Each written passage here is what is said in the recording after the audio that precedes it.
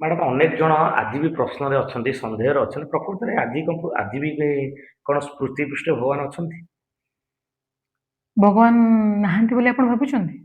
ଅନେକ ଜଣ ପ୍ରଶ୍ନ ଅଛି। ମତେ ଗୋଟେ କଥା କୁହନ୍ତୁ, ଯୋଉ ଅଡିଏନ୍ସ ପଚାରିଲେ କି ଆପଣ ପଚାରିଲେ, ଯିଏ ବି ପଚାରିଲା, ଯିଏ ବି ପଚାରୁଛନ୍ତି ତାଙ୍କୁ କୁହନ୍ତୁ, ଆପଣଙ୍କୁ ଲାଗୁଛି ଭଗବାନ ନାହାନ୍ତି?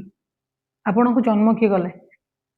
ଯିଏ ଆପଣଙ୍କୁ ଏତେ କଷ୍ଟ ସହିକି ମାନେ ଏତେ ଇଏ କରିକି ଷ୍ଟ୍ରଗଲ କରିକି ବଡ ମଣିଷ କଲେ, ସେମାନେ କିଏ? ସେ ତ ଆମର ଚଳନ୍ତି ଭଗବାନ। ଆପଣ ସକାଳୁ ଉଠି କେବେ ତାଙ୍କ ପାଦ ଛୁଇଁକି ମୁଣ୍ଡିଆଟେ ମାରିକିରି ଆପଣଙ୍କ ଘରୁ ବାହାରିଛନ୍ତି? ବାହାରିନାହାନ୍ତି। ଆପଣ କହିବେ ମୁଁ ରହୁଛି ଟାଉନରେ, ମୁଁ କେମିତି ମୁଣ୍ଡିଆ ମାରିବି? ତମ ବାପାଙ୍କ ନାଁ ମନେ ନାହିଁ? ମା ନାଁ ମନେ ନାହିଁ? ତମ ମୋବାଇଲରେ ବାପା ମାଙ୍କର ଫଟୋ ନାହିଁ? କେବେ ମୋବାଇଲରୁ ଫଟୋ ନେଇକି ଛୁଇଁକି ମୁଣ୍ଡିଆଟେ ମାରିଛନ୍ତି?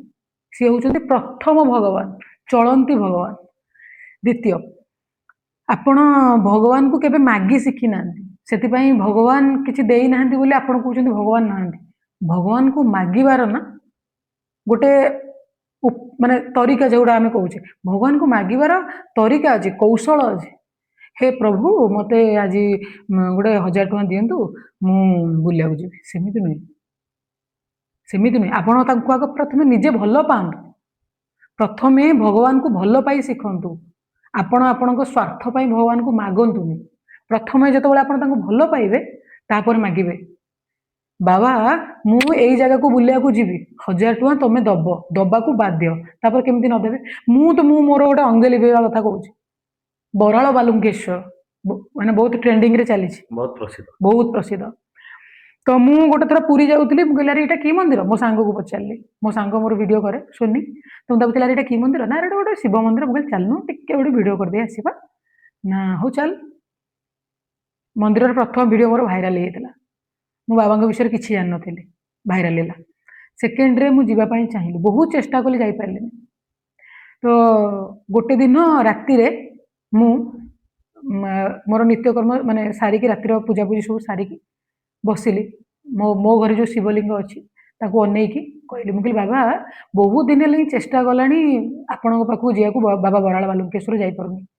ତମେ ମତେ କାଲି ସକାଳେ ନବ ନା ନବନି? ଯଦି ନବନି ଠିକ ଅଛି, ମୋର କିଛି ବି କହିବାର ନାହିଁ। ଆଉ ଯଦି ନବ, ତାହେଲେ ମତେ ରାତିରେ ସ୍ୱପ୍ନେଇବ, ତାକି ମୁଁ ସକାଳୁ ଉଠିକି ବାହାରିକି ତରତର ହେଇକି ଯିବି, ମାନେ ଜଲ୍ଦି ମୋର ନିତ୍ୟକର୍ମ ସାରିକି ଯିବି। ତ ସେଦିନ ରାତିରେ ମତେ ସ୍ୱପ୍ନ ଆସିଲା ବାବା ବରାଳ ବାଲୁଙ୍କେଶ୍ୱର, ପୁରା ସ୍ୱତନ୍ତ୍ର। ମୁଁ ଯୋଉ ବାବା ବରାଳ ବାଲୁଙ୍କେଶ୍ୱର ଯୋଉ ସର୍ପ ଅଛି ତାକୁ ସ୍ୱତନ୍ତ୍ର ଦେଖିଲି। ତା ପରଦିନ ସକାଳ 8ଟାରେ ଆମେ ବାହାରିଲୁ, ମୁଁ ମୋ ସାଙ୍ଗ ବାବା ବରାଳ ବାଲୁଙ୍କେଶ୍ୱର ବାହାରିଲୁ। ବଢିଆ ସେ, ମାନେ ଆମେ ଦର୍ଶନ କରିବାକୁ ଯାଉଛୁ, ପଛରୁ ନନା ମାନେ ଡାକୁଛନ୍ତି, ଆରେ ମା, ଜୟଶ୍ରୀ ମା, ତମେ ଆସିଛ କି, ଆମକୁ କହୁନ। ତ ଲାଇନରେ ନୁହଁ, ପୁଣି ପଛପଟେ ନେଇକି ବାବା ନନା ଆମକୁ ବହୁତ ବଢିଆ ସେ ବାବାଙ୍କୁ ଦର୍ଶନ କରେଇଲେ ପାଖରୁ। ବାବାଙ୍କ ଉପରେ ପାଣି ଢାଳିଲୁ, ଆଉ ବାବାଙ୍କ ବିଭୂତି ବି ଆଣିଲୁ, ଆରାମସେ ଆସିଲୁ। ଯୋଉଟା କି ଏବେ ଟ୍ରେଣ୍ଡିଂ ରେ ମୋର ଭିଡିଓ ବି ଚାଲିଛି, ମୁଁ ଏବେ ସିରିଜ 1 ବି ପୋଷ୍ଟ କରିଛି। ଆଚ୍ଛା, ବରାଳ ବାଲୁଙ୍କେଶ୍ୱର ନାଁର ପଛର କାରଣ କଣ? ବରାଳ ବାଲୁଙ୍କେଶ୍ୱର ଶବ୍ଦର ଅର୍ଥ ହଉଛି ବରର ଆଳୟ। ବରାଳ ବାଲୁଙ୍କେଶ୍ୱର, ଭାର୍ଗବୀ ନଦୀର ଯେତେବେଳେ ରାମଚନ୍ଦ୍ର ମାତା ସୀତା ବନବାସ ସମୟରେ ଥିଲେ, ସେ ଭୃଗୁମୁନିଙ୍କ ଆଶ୍ରମରେ ରହି ଭାର୍ଗବୀ ନଦୀର ତଟରୁ ବାଲି ଆଣି ଶିବଲିଙ୍ଗଟିଏ ସ୍ଥାପନ କରିଥିଲେ। ସେହି ଶିବଲିଙ୍ଗ ଆଜି ବରାଳ ବାଲୁଙ୍କେଶ୍ୱର ନାମରେ ପ୍ରସିଦ୍ଧ। ବରର ଆଳୟରୁ ବରାଳ, ଭାର୍ଗବୀ ନଦୀର ବାଲିରେ ସେ ତିଆରି ହେଇଥିବାରୁ ତାଙ୍କ ନାଁ ବରାଳ ବାଲୁଙ୍କେଶ୍ୱର ରହିଛି। ଆଚ୍ଛା, ଜଣେ ଯଦି ଆଜି ବି ଚାହିଁବ ଭଗବାନଙ୍କ ସହିତ କଥା ହବ, ସେ କଣ କଥା ହେଇପାରିବ? ଓବିୟସଲି କଥା ହେଇପାରିବ। କେମିତି? ଜଣେ କାହିଁକି, ଆପଣ ବି ଚାହିଁଲେ କଥା ହେଇପାରିବେ। କେମିତି? ଭଲ ପାଇ ଶିଖିବା ଦରକାର, ଭଲ ପାଇ ପାରୁଥିବା ଦରକାର, ତାଙ୍କ ଉପରେ ରାଗି ପାରୁଥିବା ଦରକାର, ଅଭିମାନ କରିପାରୁଥିବା ଦରକାର, ତାଙ୍କ ସହ ଝଗଡା କରିପାରୁଥିବା ଦରକାର। ତାଙ୍କୁ ଖାଲି ମାଗିଦେଲେ କେମିତି ହବ? ସେଟା ତମେ ସ୍ୱାର୍ଥ ପାଇଁ ତାଙ୍କୁ ୟୁଜ କଲେ ନା। ତାଙ୍କୁ ଭଲ ପାଇବା ଦରକାର। ମତେ କେହି ଡିଏମ କରନ୍ତି, ଆମେ ବରାଳ ବାଲୁଙ୍କେଶ୍ୱର ପାଇଁ ବହୁତ କିଛି ପାଇଛୁ, ଆଉ କେହି ଜଣ ଡିଏମ କରନ୍ତି ଆମେ କିଛି ପାଇନୁ। ଭୁଲ ଆଜ୍ଞା।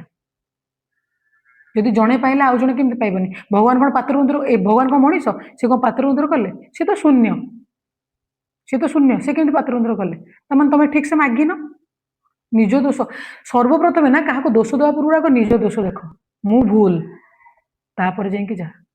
ତ ଗୋଟିଏ କଥା ମୁଁ ଏଠି କହିବି କି ଆକ୍ଚୁଆଲି ବରାଳ ବାଲୁଙ୍କେଶ୍ୱର ହଉଛନ୍ତି ପ୍ରତ୍ୟକ୍ଷ ଠାକୁର, ପ୍ରତ୍ୟକ୍ଷ ଠାକୁର। ମାଗିଲେ ଡାକିଲେ ଓ କରନ୍ତି।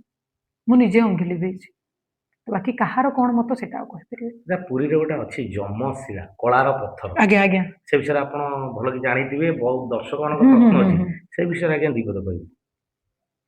ଯମଶିଳା ଆ, ତା ବିଷୟରେ ତ ଏତେ ମନେ ବି ନାହିଁ। ହ୍ୟାଲୋ।